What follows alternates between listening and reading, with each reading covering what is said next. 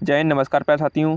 What is dedicated freight corridor, यानी कि dedicated freight corridor क्या होता है और डेडिकेटेड फ्रेट कॉरिडोर कैसे इंडियन इकोनॉमी और इंडियन रेलवे के लिए गेम चेंजर साबित होगा, इन सभी बातों को इस वीडियो में विस्तार से जानेंगे। देखिए, अभी इस समय इंडियन रेलवे ने अपने 2 डेडिकेटेड फ्रेट कॉरिडोर तैयार किए हैं। पहले का नाम है ईस्टर्न डेडिकेटेड फ्रेट कॉरिडोर, जो कि पश्चिम बंगाल के दनकुनी से शुरू होकर के पंजाब के लुधियाना तक जाता है।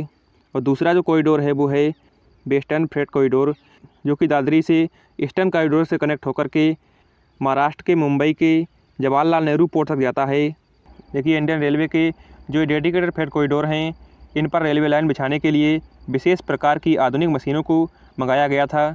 इन मशीनों की खास बात यह है कि ये मशीनें एक दिन में लगभग 1 से 1.5 किलोमीटर ट्रैक को बिछा देती हैं। इसकी वजह से इस कॉरिडोर के बेड पर बहुत ही जल्दी रेलवे लाइन बिछ गई हैं।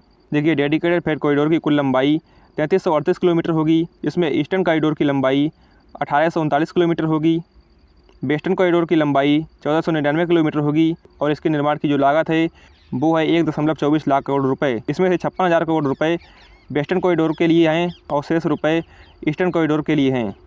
देखिए, इंडियन रेलवे को डेडिकेटेड फ्रेट कॉरिडोर इसलिए बनाना बहुत ज़रूरी हो गया था कि जो इंडियन रेलवे की जो कमाई होती है और वो 60% से भी ज़्यादा कमाई मालगाड़ियों से होती है और इन मालगाड़ियों को ही फ्रेट रेलगाड़ी बोलते हैं।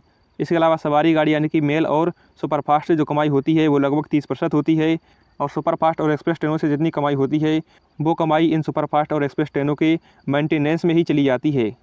आपने अक्सर देखा होगा कि राजधानी और शताब्दी जैसी सुपरफास्ट ट्रेनों की वजह से जो मालगाड़ी है इनको लूप लाइन पर वेटिंग लाइन में डाल दिया जाता है और इसी समस्या से निपटने के लिए इंडियन रेलवे ने इस डेडिकेटेड फ्रेट कॉरिडोर का निर्माण किया है। और इस डेडिकेटेड फ्रेट कॉरिडोर की मालगाड़ियों को माल ढोने की क्षमता भी ज़्यादा है। इस कॉरिडोर पर डबल स्टैक वाली यानी कि जो डबल डेकर मालगाड़ियाँ होती हैं वो भी इस ट्रैक पर आराम से चल सकती हैं और इस कॉरिडोर की वजह से जो मालगाड़ियाँ हैं वो मालगाड़ियाँ रेलवे के किसी भी जोन पर कम समय में जल्दी पहुँच सकती हैं। इसके अलावा जो वंदे भारत ट्रेन और शताब्दी गतिमान जैसी ट्रेनें हैं इनको भी लाइन क्लियर मिले, यानी कि जो मालगाड़ियों की संख्या लगभग 70 से 80% उन ट्रैक से हट जाएगी, जिसकी वजह से ट्रैफिक कम होगा। इससे इन सुपरफास्ट और एक्सप्रेस ट्रेनों की जो एवरेज स्पीड है वो बढ़ेगी। इसके अलावा इस कॉरिडोर को ऑपरेट करने के लिए दो ऑपरेशन कंट्रोल सेंटर स्थापित किए गए हैं। पहला सेंटर प्रयागराज यानी कि इलाहाबाद में स्थित है, जो कि ईस्टर्न कॉरिडोर के लिए होगा और वेस्टर्न कॉरिडोर के लिए अहमदाबाद में कंट्रोल सेंटर स्थापित किया गया है। इन्हीं सेंटर से पूरी जो लाइन है इनकी देखरेख और कंट्रोल किया जाएगा। इसके अलावा इस कॉरिडोर के जो जंक्शन हैं वहाँ पर भी ये जो कंटेनर हैं इनको उतारने की फुल सुविधा है। यहाँ से इन कंटेनर को अनलोड कर करके ट्रक में लोड किया जाएगा। इसके अलावा जो ये डेडिकेटेड फ्रेट कॉरिडोर है ये क्रॉसिंग रहित है, जिसमें रेलवे लाइन को या तो नीचे से निकाल दिया गया है ब्रिज के, या कोई रोड है या कोई हाईवे या रोड है तो इसके ऊपर से रेलवे लाइन निकाल दी गई है। इस कॉरिडोर रेलवे लाइन की जो खास बात है वो है यही लाइन, इस रेलवे लाइन पर रेलवे फाटक नहीं है।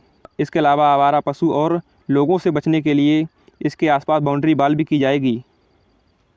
इसके अलावा इस डेडिकेटेड फ्रेट कॉरिडोर ने एक नया इतिहास बनाया है, जिसमें रेवाड़ी के पास इसमें अरावली पर्वत को काट करके एक सुरंग बनाई गई है। इस सुरंग की खास बात यह है कि इसमें डबल डेकर जो रेलगाड़ी है वो लगभग 13,000 टन माल लेकर के 100 की स्पीड से गुजर सकती है। वैसे जो पहले जो टनल थी उसमें लगभग थी वो 5,000 टन थी, लेकिन इसकी क्षमता है 13,000 टन।